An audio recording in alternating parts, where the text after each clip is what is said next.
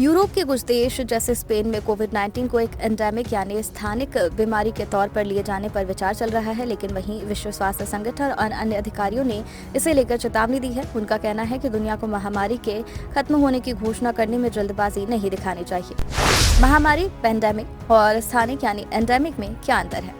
जब कोई बीमारी किसी निश्चित क्षेत्र में नियमित तौर पर कुछ स्थापित स्वरूपों में नजर आती है तो उसे स्थानिक यानी एंडेमिक कहा जाता है। वहीं महामारी यानी पेंडेमिक का मतलब होता है कि वैश्विक स्तर पर जब कोई अनजान बीमारी एक लहर की तरह उठती है और पूरी दुनिया को अपनी गिरफ्त में ले लेती है। वायरस लगातार रूप बदल रहा है।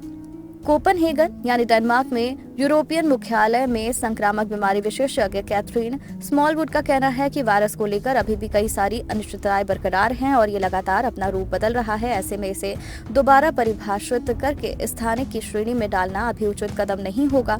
कई देशों में इसे स्थानिक बीमारी घोषित करने पर जो सबसे बड़ी मुश्किल खड़ी होगी वो ये है कि इसे सार्वजनिक स्वास्थ्य आपातकाल के तौर पर नहीं लिया जाएगा, जिसका मतलब ये हुआ है कि इस पर कम संसाधन लगाए जाएंगे। कोविड को स्थानिक माना जाए, ये फैसला किसका?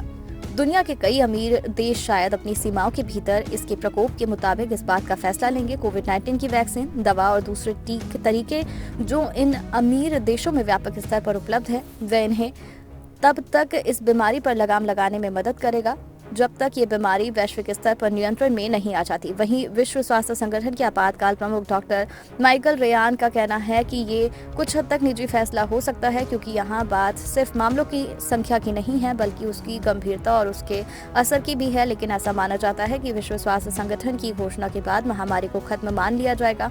हालांकि इसे लेकर कोई तय मानदंड नहीं है। वहीं कोविड को स्थानिक बीमारी घोषित करने को लेकर कुछ लोग इसे वैज्ञानिक से ज्यादा राजनीतिक कदम बता रहे हैं। एंडेमिक या स्थानिक को लेकर स्पेन का क्या प्रस्ताव? स्पेन के प्रधानमंत्री पेड्रो सेंचेज ने कहा कि मृत्यु दर का गिरना ये बताता है कि यूरोपीय अधिकारियों को अब बीमारी के स्थानिक किए जाने पर विचार करना शुरू कर देना चाहिए। इसका मतलब ये है कि स्पेन में कोविड से जुड़े मामलों का रिकॉर्ड दर्ज करने की जरूरत नहीं होगी और जिनमें कुछ लक्षण नजर आते हैं उनकी जांच करना भी जरूरी नहीं होगा। बस वे बीमारों का उपचार करना जारी रखेंगे।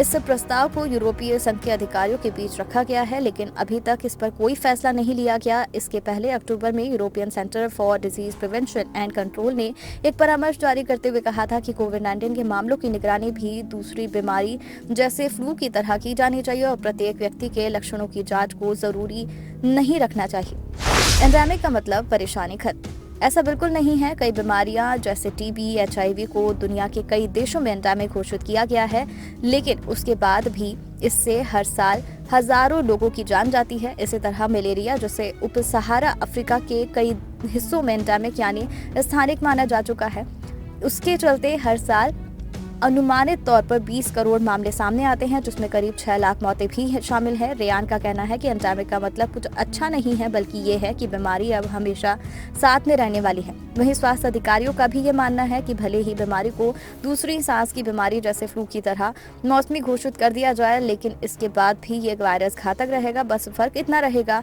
कि आगे लोगों की मौत कम होने की आशंका रहेगी। कोरोना वैक्सीनेशन से जुड़ी जानकारी से अपडेट रहने के लिए हमारे चैनल को सब्सक्राइब कर लीजिए।